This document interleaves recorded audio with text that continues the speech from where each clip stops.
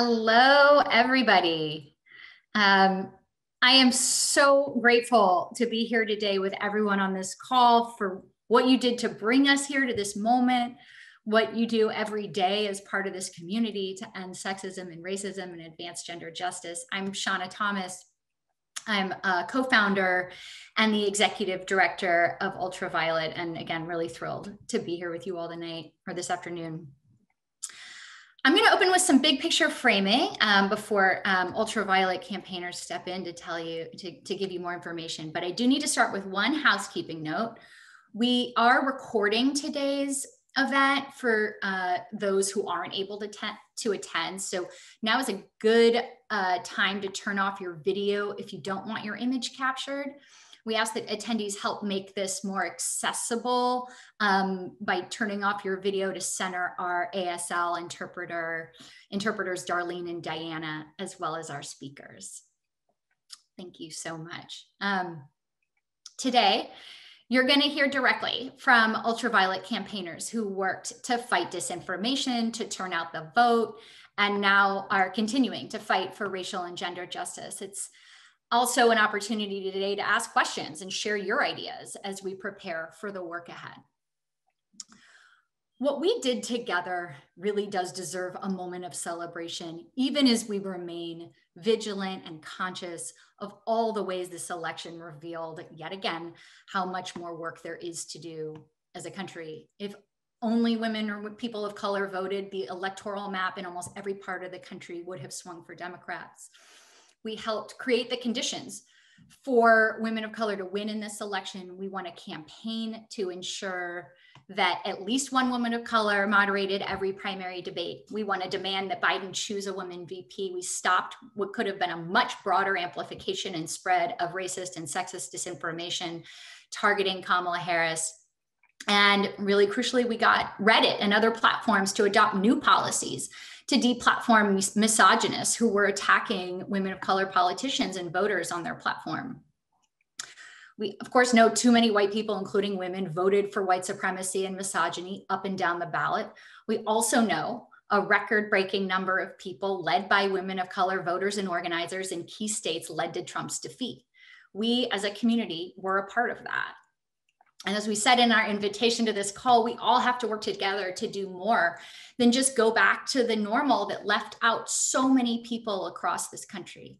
It's time to create a new normal so that we can all thrive together. The road ahead is hard, but we will know, we now have, I should say, an administration that we can actively hold accountable, from whether it's tackling the COVID-19 pandemic in ways that center women and families instead of corporations, to fixing our systemically rotten criminal justice system, to stemming the rise of white supremacist patriarchy, and to fighting attacks on reproductive freedom.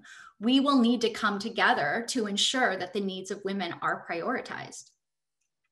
You, along with all of our million-plus members in every state, have been fighting every day since we launched in 2012 to advance gender justice. When we launched, our priority was really about creating a cost for sexism, for accountability for anyone who goes against women. Dozens of powerful people have lost their jobs and elections as a result of that work. Corporations have been forced to change policies. Legislators have failed at passing bad policies. Right-wing media figures like Bill O'Reilly have been marginalized.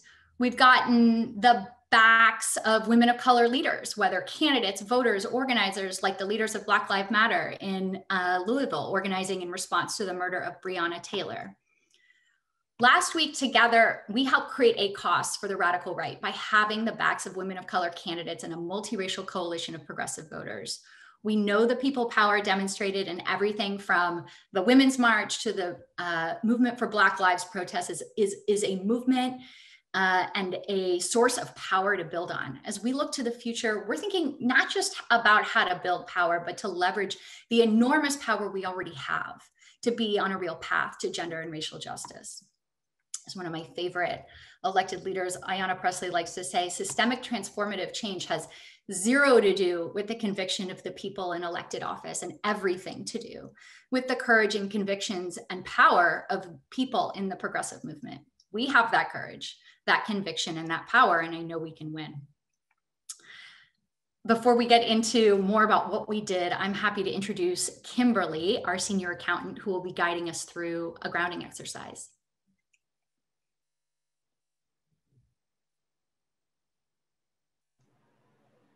Thank you, Shauna.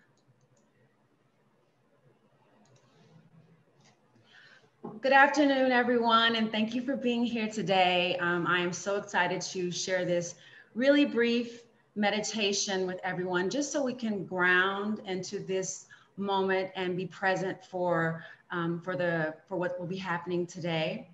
What we're going to do is we're going to do a brief breath exercise. Then we're going to create a small space for intention. And then finally, we're going to end with a 2-minute stillness and silence meditation. Breathe. So we're going to take 3 collective breaths together. So I invite you to get into a comfortable position. I invite you to close your eyes. If you'd like, you're welcome to leave them open. I'm going to place my hands on my heart because when I breathe in, I can kind of feel my breath going into my chest. So you're welcome to do that, or you're welcome to leave your hands in your lap, whatever you prefer. And we're going to breathe in for 4. We're going to breathe out for 4. Or we're going to breathe in for 4. We're going to hold for 4. And then we're going to breathe out for 4. And you can breathe in through your nose and out through your mouth. Let's begin. Breathe in, 2, 3, 4. Hold, 2, 3, 4. Breathe out, 2, 3, 4. Breathe in, 2, 3, 4. Hold, 2, 3, 4. Breathe out, 2, 3, 4. Final breath in, 2, 3, 4. Hold, 2, 3, 4. Breathe out, 2, 3, 4. Intention. So our intention is to open the way for healing, transformation, and restoration for every person on this call, their loved ones, and the entire collective. We want to be the change that we wish to see in the world. We're looking for a world of peace, understanding, and forgiveness in our hearts and in the hearts of those around us. For a world where all beings are able to live together and coexist in peace and harmony with appreciation for our similarities and respect for our differences. For a world where persons of every race, color, creed, gender, background, sexual orientation, and socioeconomic status will be treated with equality and fairness.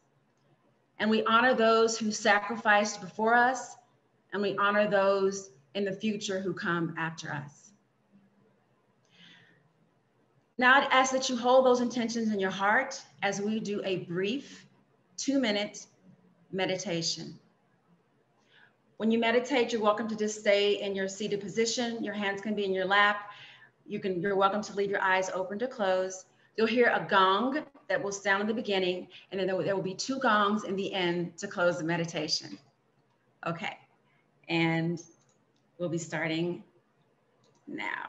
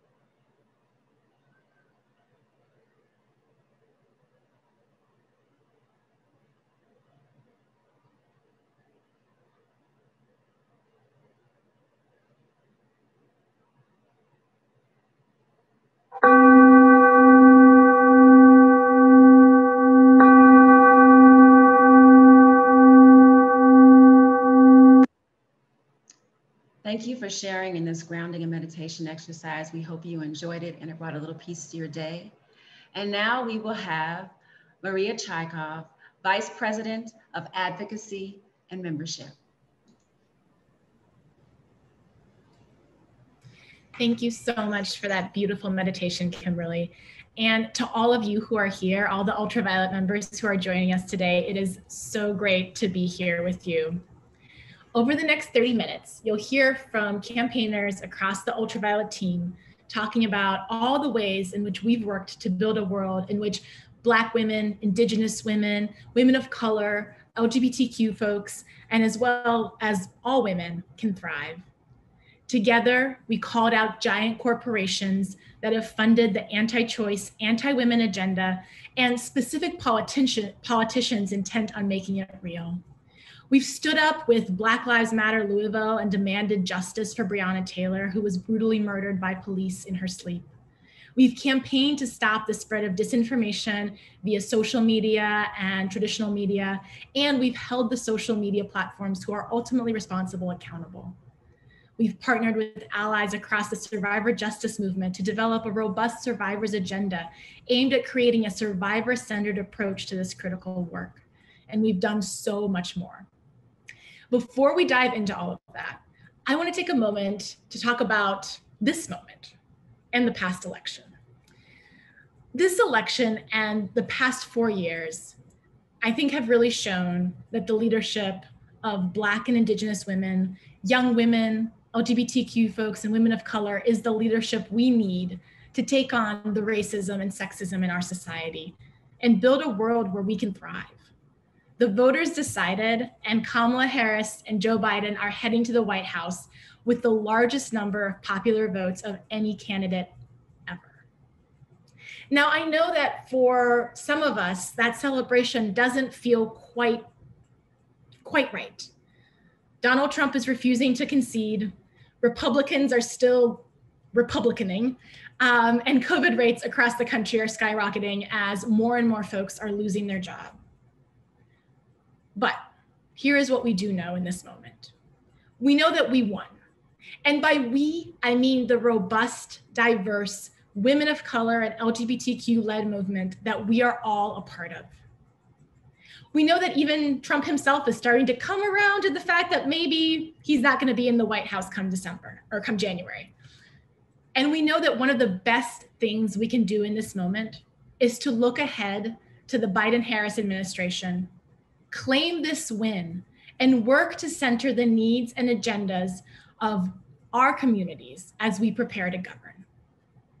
Looking ahead, UltraViolet has a four-pronged agenda that we want to see the new administration adopt.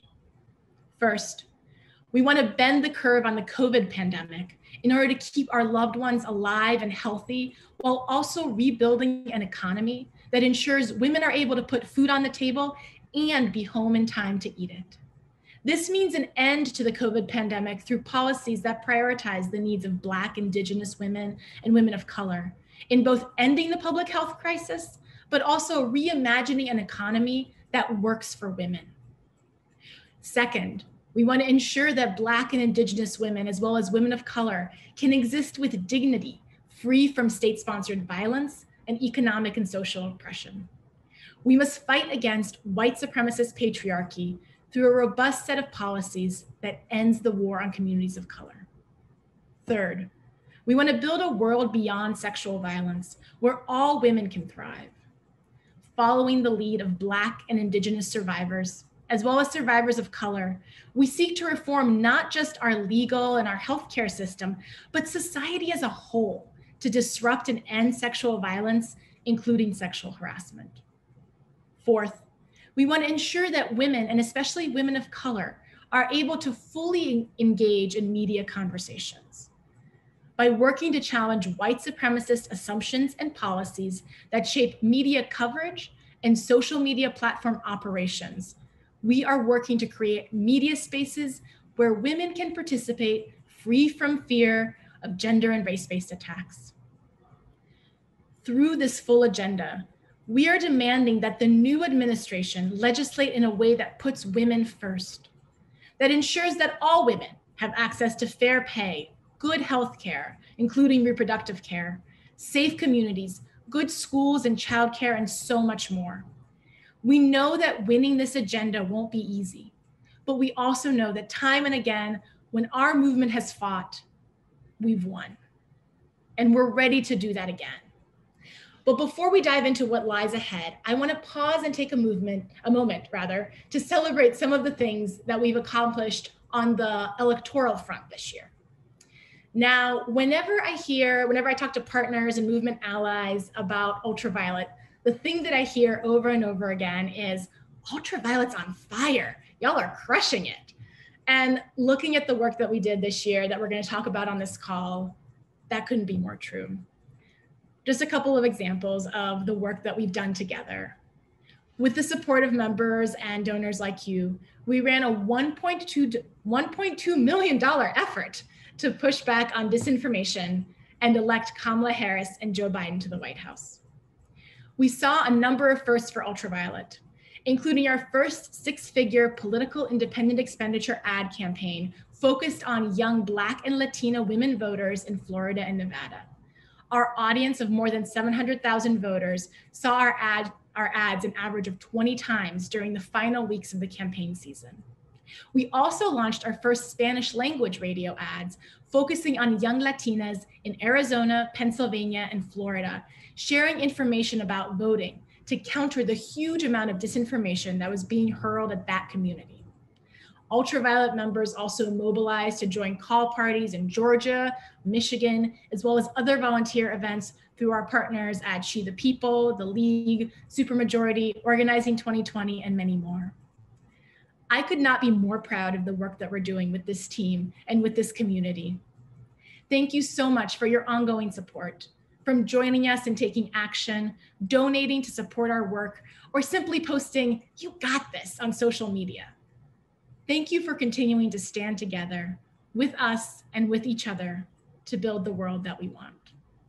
Now I'm going to hand things over to my colleague Sonia, our Director of Reproductive Rights Campaigns, to talk about some of the other work that we've been driving this year. Hello, friends.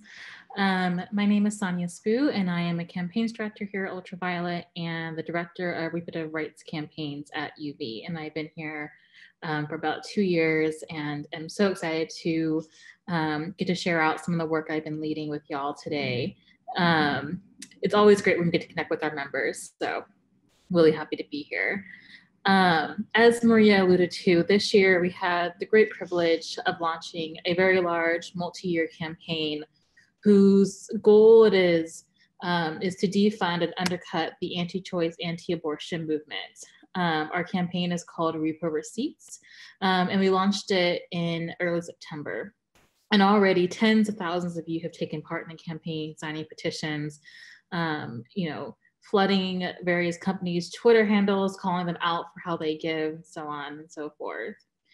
What this campaign does, it goes out to corporations whose political contributions oftentimes underwrite the political candidates or politicians who then go on to use their political office to further extremist anti-women, anti-abortion policy. And we know that the impacts of this policy, while felt by all, fall disproportionately on the backs of women of color, Indigenous women, young folks, rural folks, and poor people. And that is by design. Anti-abortion policy has always been ultimately about controlling women, of course, but especially controlling poor women and women of color. It is a deeply racist movement, the anti-choice movement, and companies have for too long used their economic power to support it without being called out. To kind of launch this campaign, UV spent the better part of 8 months working with a research firm called SI2 to collect data on the 230 largest companies and corporations in this country, focusing on companies that you interact with in your everyday life, whether it's Procter & Gamble, Nike, Disney, companies that, are part of your family or a part of your everyday consumer purchases. And what we did is we looked at the local, state, and federal giving receipts, basically, for these companies. So looking at which candidates are giving to, and then ranking these candidates on if they are pro-choice or anti-choice or somewhere in the middle. And really what this data represents is probably some of the most comprehensive compilation of corporate giving and its impact on women available. And we are very excited to work toward making it even more available for our members to interact with in 2021. What we posit with our campaign is that while companies oftentimes do give to both sides to cover their political bases, we argue, and what we've seen our members themselves, you all respond to, is that any political contribution to an anti-choice candidate is a contribution that empowers a larger extremist ideology that is not only anti-women, but anti-Black, anti-environmental justice, anti-science, anti-mask. It's a rolling effect, basically. That, you know, an anti-justice viewpoint is a bellwether for a larger, or anti-choice kind of ideological framework is a bellwether for a larger extremist ideological framework. Moreover, what we know is that when corporations give to candidates who hold these extremist views, they are normalizing and giving legitimacy and cover to these extremist views. And we see the results of this, of course, across the board when Republicans right now are trying to undercut or follow Donald Trump's lead in undercutting a clear landslide victory for Biden and Harris, or make it harder to vote in general, as we have seen throughout the past several years, as they have made it harder for Black and Brown and Indigenous people to vote in our elections. So what we have done is we've called corporations out and said that you can't have your cake and eat it too. You can't brandish your social justice credentials, whether it's, you know, speaking out about Black Lives Matter or you know, giving yourself kudos for having women on your board or in your executive leadership, while your pocketbook empowers the very politics that imperils our lives and justice. And one thing we've seen from this, from, you know, working to pressure corporations with your support and your power, is that consumers do have a lot of power in this moment. Corporations want to be seen as positive social actors. We know from polling that we commissioned as part of this campaign that the majority of young consumers, which is a key consumer block for a lot of corporations, the majority of younger consumers want to see corporations actually work to use their power to advance justice, and that, you know, younger consumers know that simple PR statements or donations are not actual real actions that corporations can take to change the balance of power in this country, and that we want to see more than just PR statements from corporations. We want to see actual action. And so part of the Reaper Receipts campaign is to bring the receipts, to show what corporations' actual values are as displayed through their political giving, and to demand that they do better and hold them accountable, because ultimately they need consumers, and they need consumer confidence, and they need consumer loyalty to continue to be successful. And so they care very deeply how a consumer views their company and views their social justice credentials. And it gives consumers a lot of power to call in corporations to do the right thing and to reconsider how they decide to do political giving. So this is a multi-year campaign. We launched it this year, but it's going to be growing, and we'll be coming back to you guys a lot to ask you guys to take part in various actions and help us really hold corporations accountable. Right now, we're focusing on 6 corporations, which kind of represent a small subset of the companies that we researched. The companies are Nike, Disney, AT&T, Coca-Cola, Uber, and Procter & Gamble. And we look forward to continuing to hold their feet to the fire and putting pressure on them, especially going into the holiday season, as many folks, you know, start to wrap up their holiday shopping. And going into 2021, we expect it to be a very busy year for reproductive rights, with the pro-choice White House coming into power especially, and focusing on getting rid of disastrous anti-choice policy, but also making sure that we are protecting access to abortion care across the country, because we know that for many, access to abortion care is already incredibly out of reach. And so how do we bridge those points of access while also making sure that we are continuing our work to hold corporate power accountable? And I am happy now to pass it over to one of our incredible strategic advisors, Unique Jones-Gibson, who will share more about the amazing work we did in the Breonna Taylor campaign. Thank you, Sonia. And thank you for having me here to talk briefly about UltraViolet and our Justice for Breonna campaign work. Earlier this year, like many of you, we were both broken and moved to act when we learned about Breonna Taylor's murder by police officers as she slept in her home and what appeared to be the utter disregard for her life. At the same time, as a country, we were just beginning to realize how devastating the COVID-19 pandemic was, leading thousands of people to praise and advocate for our heroes, the essential workers. As we learned more about Breonna's case, we couldn't understand why the mishandling and gross justification wasn't getting the attention it deserved. And through our frustration, we found a messaging anchor via Breonna was essential. Not only was she essential, but she was a human not only was she essential because she was human, but she was also an essential worker. And yet, because she was a Black woman in Louisville, Kentucky, it was far too easy to dismiss her. As an organization, we knew that demanding justice for Breonna was the right focus, but we wanted to make sure that it was direct, impactful, and additive to the work that was already being done by organizers on the ground in Louisville. We wanted to be more than allies. We wanted to be an accomplice. To do that, we leveraged our relationships to work lock in step with the Black Lives Matter Louisville team to extend our resources and to fundraise in order to amplify their voice and expand the calls for justice. We knew that they were connected to the family. They were aware of sensitivities. Most of all, they were clear on the demands and needs. Here are a few things we were able to accomplish together to change the narrative around Breonna's murder in our quest for true justice. We took over the back end of the Black Lives Matter Louisville's Justice for Breonna website in order to give them the technical infrastructure to share their demands, grow their database, and fundraise. We deployed tactics to apply pressure on the mayor and attorney general, such as flying a plane with the banner Breonna was essential, running a television ad and a print ad restating the facts and amplifying our demands. We also called out local businesses for not doing more to demand justice and for their role in empowering the LMPD. And because of our relentless pressure on officials and those who were complicit, they responded. We also know that organizers need resources to do their work. So while we raised a little over $265,000 with your help to support our Breonna Taylor campaigns, we also sent 50% of that to Black Lives Matter Louisville. And our work for justice for Breonna and to ensure that this never happens again continues with our partnership with the organization and our pivot to a strategy focused on defunding the LMPD through their corporate sponsors. Thank you.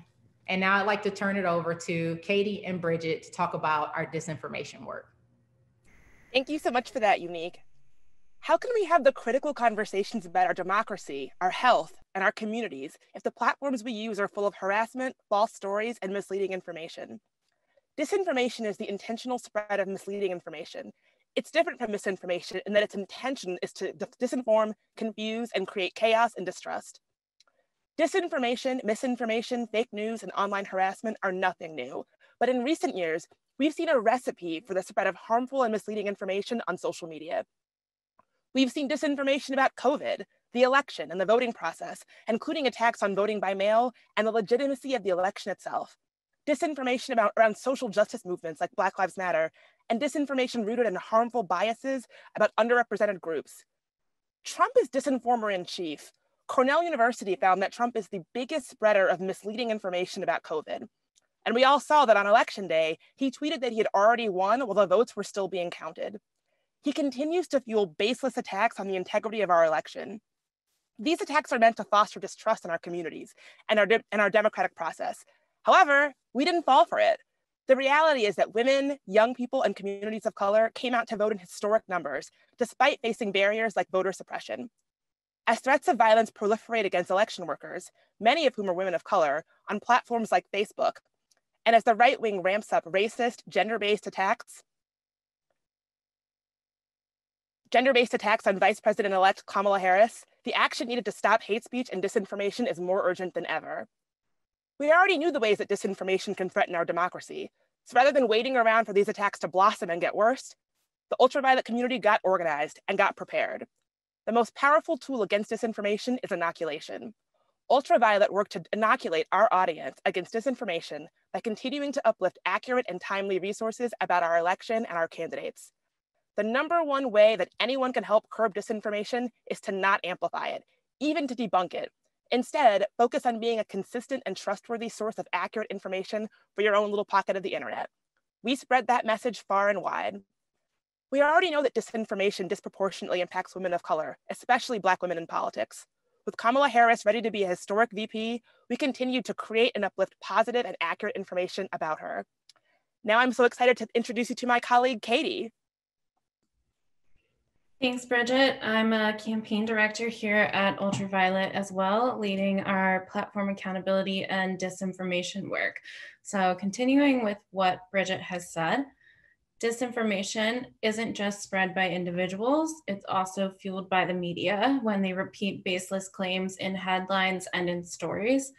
So candidates from underrepresented backgrounds like Kamala Harris are often judged by disinformation, racism, and sexism rather than their actions and their records. So we created a media guide to help the media outlets report on candidates from underrepresented backgrounds fairly without fueling disinformation rooted in biases about their identity, and to hold the media accountable when they failed to do this. Disinformation is also fueled by social media platforms. We ran campaigns holding social media platforms accountable for their role in the spread of harmful disinformation. We petitioned and then worked with Reddit to develop and enforce new policies against hate speech. We also petitioned and met with Nextdoor on hate on its platform and its relationship with police. We continue to work to hold Facebook accountable. Facebook COO Sheryl Sandberg claims to be a champion of women, yet we know disinformation hurts women disproportionately. She told women to lean in turn, the women of UltraViolet community used ads and petitions to tell her to lean in to stop disinformation on the platform that she runs. We're also working with partners to fight disinformation. We worked with Planned Parenthood and Supermajority to train their members on curbing disinformation in their communities. We created the Women's Disinformation Defense Project and worked with gender and racial justice organizations to collectively fight disinformation and racist and sexist attacks against Kamala Harris and other women and women of color political leaders. We joined the Disinformation Defense League to work cross-coalition with organizers and researchers to share insights into how disinformation is playing out in our respective communities and share resources. The fight will continue now as Kamala Harris prepares to take the White House, and violent threats to women politicians like Michigan Governor Gretchen Whitmer develop on social media platforms. We all need to stay vigilant and continue to hold platforms that harbor dangerous hate speech and disinformation accountable. And I look forward to working with y'all in this community in 2021 to do just that. Now I'm going to hand it over to Elisa, another campaign director here at UV. Thank you, Katie. It is an honor to be here with all of you today. My name is Elisa Batista, and I'm a campaign director with UltraViolet. I have been with the organization for 6 months, although I am not new to organizing. I spent most of my career building up the bilingual Latina community at Moms Rising, known as Mamás con Poder or Moms with Power. Very quickly, in terms of my background, I come from a working class manufacturing and retail family out east. My father is a Cuban immigrant and my mother is from Puerto Rico. I grew up in a very large and joyful family, speaking Spanish, eating great food, but also we struggled a lot. I don't remember a time when my parents could pay all the bills, and we frequently went without a phone or lights or electricity. We shared not only bedrooms, but beds too. There was no money for college, so I got a scholarship, worked 3 jobs, and married young to make ends meet. I have survived all kinds of trauma, from poverty to a campus assault, and later on, very early in my career in journalism, sexual harassment. I consider it an honor to do the work that I do today to center the voices of survivors, working class people, women of color, single mothers, so that we all have equal opportunities and the political power to thrive. I am currently heading our survivor justice work here in UltraViolet, and I want to give you a glimpse of what's next in the movement. UltraViolet is a steering committee member of the Survivors Agenda, a multiracial collective that this year created the most comprehensive platform for and by survivors, available in 6 languages. This platform is not only a set of policy proposals, such as the expansion of the Violence Against Women Act, comprehensive health services, including abortion, and an alternative to our legal structure that currently does not center the needs of survivors. Most importantly, in our traditional media and social media accountability work, we are changing the narrative, the public perception and culture around who is a survivor. In centering the actual experiences of Black, Indigenous, and women of color survivors, we are better able to inform policies that actually aid in the healing and the empowerment of survivors. As you may already know, UltraViolet was critical in cleaning house at NBC News by forcing out sexual predators such as Matt Lauer and Chris Matthews, and pressuring shareholders on the way the news network handles sexual assault claims.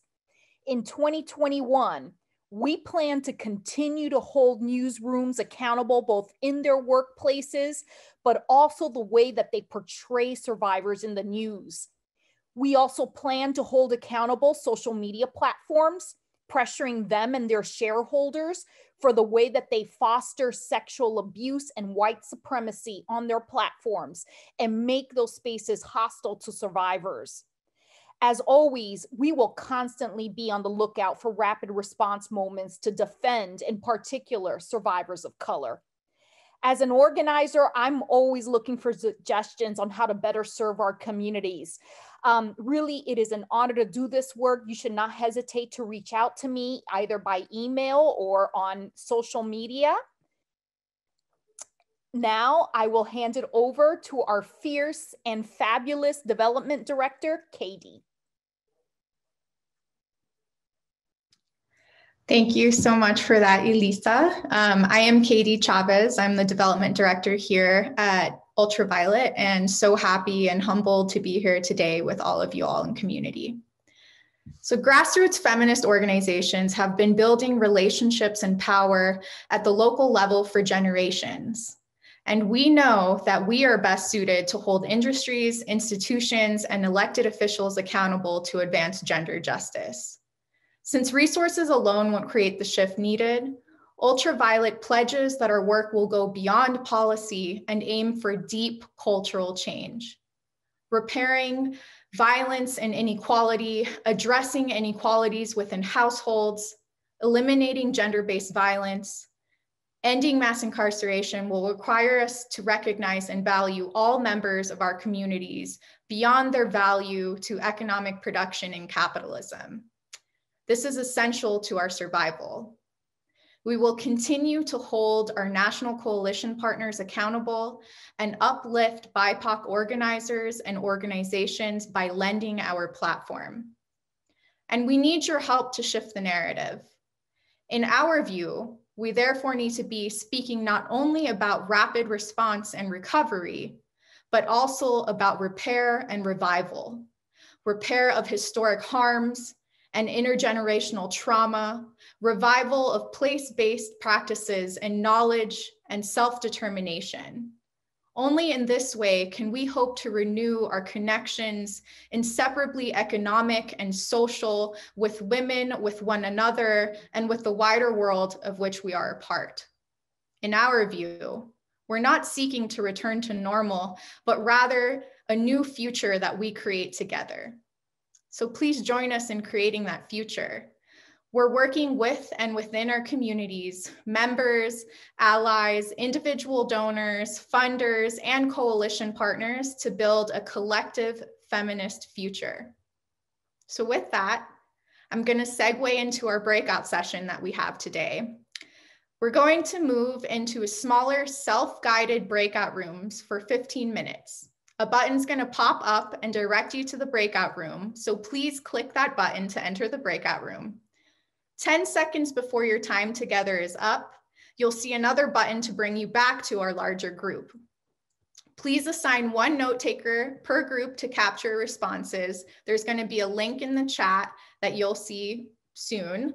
And in your breakout rooms, we have some suggested participation guidelines. First, please take a second to think about the space you normally take up in a conversation. If you tend to wait for others to speak first, please consider adding your voice in earlier in the conversation. And if you tend to initiate conversation, please practice giving others a space to speak up. To get in line to speak, at UltraViolet, we like using stack. So you can type in stack into the chat box, and whomever is in the stack passes the mic to the next person in the chat box. We also like to use ++ signals to uplift or agree with someone is saying.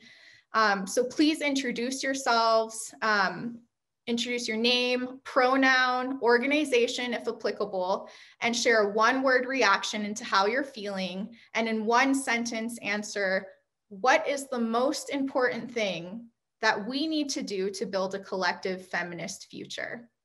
So with that, we'll shift into our breakout rooms, and I'll see you soon.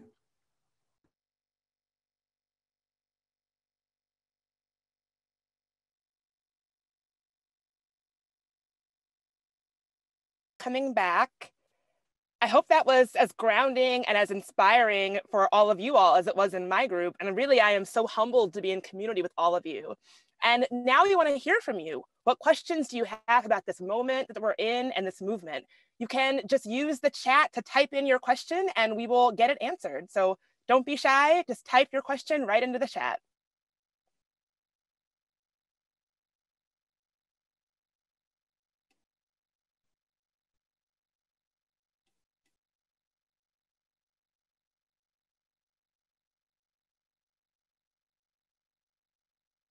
Don't be shy, whatever questions you have, or comments, you know, what are you feeling about this moment that we find ourselves in?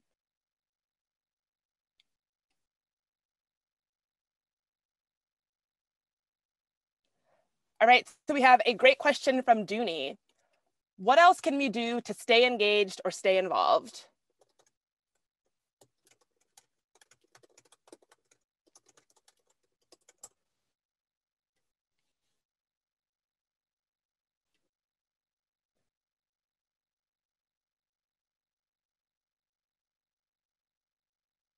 Maria, what do you think that we should all be doing to stay engaged and stay involved? Absolutely. So I think this is a great question. And I just want to say that in this moment, you know, for many of us, we've been working and fighting for 4 years. And I know that many of us are tired. So I think the first thing that I'll say to answer this question is I think it's super critical that we all continue to take care of ourselves so that we have the energy and the, just the energy to keep fighting.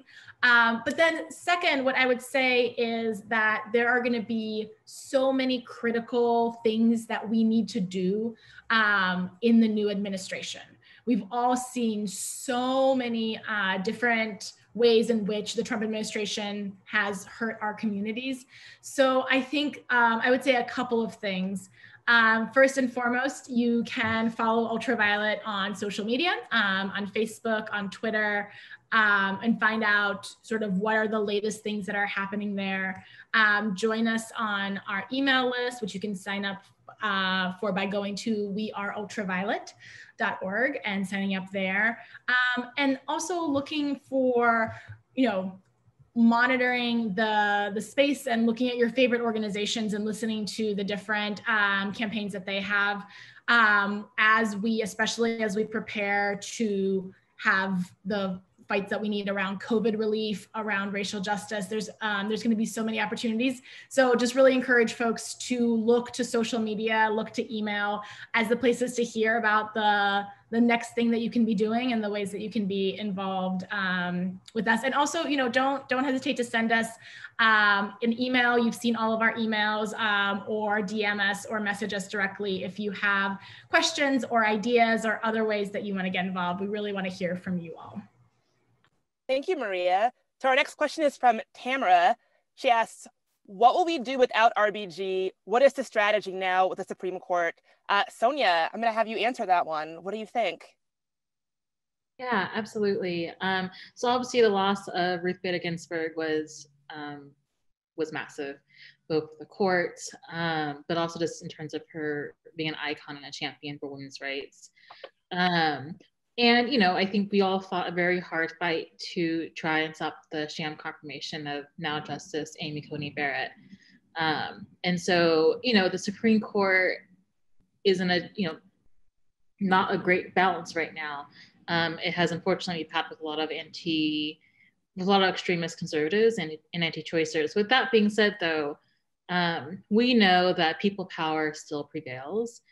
For those who are involved in reproductive rights for 3 decades or more now can remember that we thought we might lose Roe v. Wade back in the early 90s when they were hearing Casey before the Supreme Court, and yet people power, people in the streets protesting, showing the Supreme Court that we are watching and that the legitimacy of the court is on the line, really helped compel the justices to make a decision that relatively preserved access to abortion care and upheld Roe v. Wade. And so as you prepare for, road challenges or challenges to the ACA or challenges to any number of issues important to us, whether it's gay rights or environmental protections, continuing to show the court that how they rule on these decisions will have a huge impact on the legitimacy, and the legitimacy of the court is really the currency of their power, is critical, because we do know, especially Chief Justice Roberts, he is incredibly persuaded by the legitimacy of the court and knowing that people believe the court's actions are above the political fray. In addition, of course, I think there needs to be a really honest reckoning with court reform and the ways in which we can push the Biden administration and hopefully push a Democratic-led Senate once we win the 2 Georgia runoff seats, to really consider the question of, how do we update our courts to meet the current needs and demands of the people and to actually ensure justice. So losing RBG was rough. I'm not going to lie. We have a supremely unbalanced Supreme Court, but our voices still matter. We still have a lot of pressure we can apply to the court. And this also opens up an opportunity for us to ask ourselves as a nation and hold our politicians accountable to how do we better rebalance the courts and restructure the courts in a way that is more representative of the nation and that is better positioned to preserve our rights. Thank you for that, Sonia. Someone else asked in the chat, I'm trying to find it, but they asked, what can we do to talk to our families about disinformation and misinformation? I'm actually putting a great guide. That's a great question. It's one that we get a lot, so I'm really glad you're asking it. I'm actually dropping in a link to a guide from one of our partner groups, PEN America Foundation, about how you can talk to your family about their use of misinformation and disinformation. Long story short, always, if you can, talk to them in private, particularly on social media. No one wants to be the person having a long back and forth flame war on Facebook with your auntie or your cousin posting wild stuff. So instead, consider reaching out privately through a DM or a phone call. Also, one thing to just keep in mind is empathy. One of the big reasons why people get taken in by disinformation campaigns is because they're scared, they're looking for a reason to make everything okay, right? Just like anyone. And so I've always found that when you're trying to talk to people in your community that might be spreading misinformation unintentionally, just really keeping that empathy in mind about where they're at, why they might be sharing something that is inaccurate. Another good tip is what we call truth sandwich. If you want to try to lovingly correct someone in your community who posts something incorrect, studies show that if you repeat accurate information more, it sticks with people. So, say the thing that is true, give them a resource and then repeat the thing that is true again. So think of it as a little truth sandwich, but that's a really great question. I put the link to the guide in the chat, so please check it out. Let's find another question. So one good question. I'm only 63 years young and wondering if there can be an online education forum, something like email, that shows us how to be anti-racist, only complete information bits, only complete feminist information bits. I think this is a good question for our girl, Elisa. What do you think?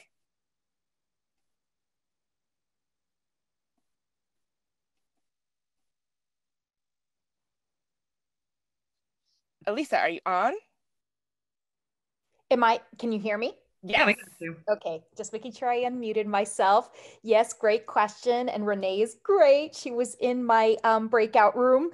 So we have an anti-racism newsletter that comes out every couple of weeks. I write it. I come up with 5 items, and it's 5 items on how to be anti-racist, and it includes links to webinars, includes links to books, discussion guides, history.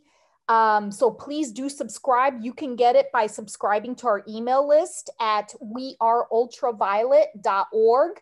And, to subscribe to our email list is free. And yes, the anti-racism work is also from a feminist perspective.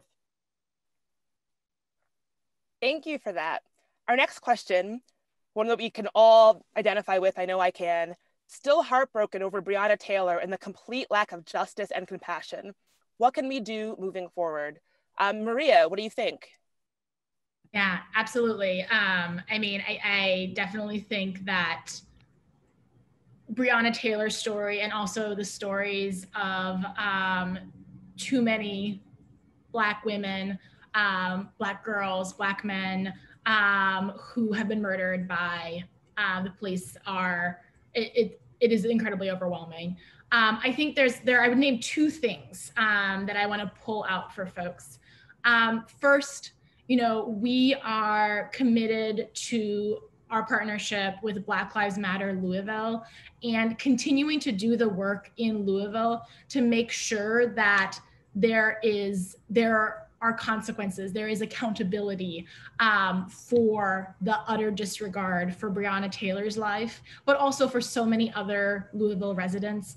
As Unique mentioned, we are pivoting to a campaign focusing on defunding the LMPD, the Louisville Metro Police Department, focusing on their corporate sponsors. So I definitely want to encourage folks, you'll be hearing more about that on our social media and over email, to be involved with that campaign. And the second piece, I think, is looking at the more systemic solutions. Right now, one of the planks of our agenda that I named is the ability of Black women to exist with dignity and safety in our communities. And I think that, we are working closely with the Movement for Black Lives and following their lead in their agenda. And I think the Breathe Act is one piece of legislation that is really looking to start to make inroads at these systemic injustices and the systemic harms that exist. So there's definitely going to be more on that. Crossing our fingers, doing everything that we can for Georgia so that we have a Senate that can work with Biden administration to pass some of this legislation. But I think those are the pieces that we can all do to take on the systems that allow these murders to happen. Thank you for that, Maria. We have another really good question. How does anything get done if Mitch McConnell is still majority leader? Oof, Elisa, what do you think? Oh, I think we have our eyes towards Georgia and snagging those 2 Senate seats. And we do what we have been doing at UltraViolet, which is organizing and reaching out to our key constituencies, such as young Latina voters on the ground. recently, we did this, for example, in Florida, Pennsylvania, and Arizona by running, for example, Latina women. 94% of Latina women in this country listen to the radio more than any other US demographic group. But rather than broadcast one message around, across the ground, we targeted specific Latinas with different voices and messages based on where they lived. For example, we had a Cuban woman with a very specific message broadcast on the radio to all the Spanish language radio stations in Miami. We did it with a Puerto Rican woman in Orlando, Tampa, as well as Philadelphia, Pennsylvania. And again, had a slightly, but still woman empowerment message there. And then in Arizona, we targeted with Mexican music and a Mexican voice to target Mexican voters in Arizona. We plan to do the same in Georgia. This is what we know. There are 1 million Latinx voters in Georgia, largely in the Atlanta area.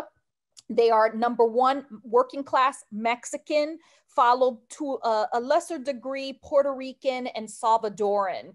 Stay tuned for our actions there. Please support our work. There are many Mexican-owned newspapers, for example, in Georgia, radio stations, because again, we know 94% of Latinas listen to the radio. So stay tuned for that work. But by micro-targeting young Black women, LGBTQ femmes, young Latinas, that's how we win those Senate seats. Thank you for that. Do we have any last questions, last burning questions before we close? Feel free to put it in the chat. Oh, here we go. From Emily, how can we still hold Purdue Pharma executives accountable for their crimes against humanity, especially in minority communities? This is a wild card. Who wants to jump in and answer?